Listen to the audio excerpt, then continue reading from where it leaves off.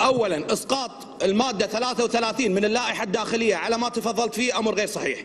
احنا مقدمين لك طلب اجرائي وليس طلب مناقشه. هذا الكلام نعلم بانه معد، وايضا الرد معد، وهناك سابقه برلمانيه بان نوقشت الاجراءات اللائحيه. 33 لا تسقط. ثاني شيء، هناك مشكلة لابد أن يا رئيس السن تضبطها. الجمهور لابد أن يضبط. الجمهور لا يجب أن يستحسن أو يصفق أو أن يتمادى على النواب. أخ رئيس السن، اضبط الجمهور، اضبط الجمهور اللي تم دعوته بدون لا يتم دعوة النواب. اضبط الجمهور، اضبط الجمهور، اضبط الجمهور، واضبط القاعة. احنا في قاعة عبد الله السالم. اضبط القاعة.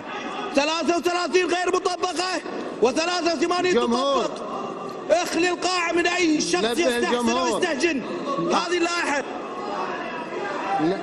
نبه الجمهور، ممنوع التصفيق، ممنوع التصفيق والهدوء، واي واحد راح يصفق او هذا راح نطلعه برا. عين خير، عين خير.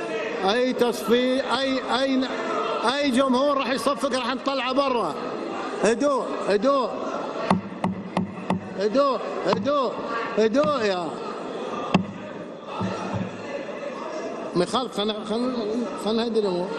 يلا تفضل تفضل تفضل.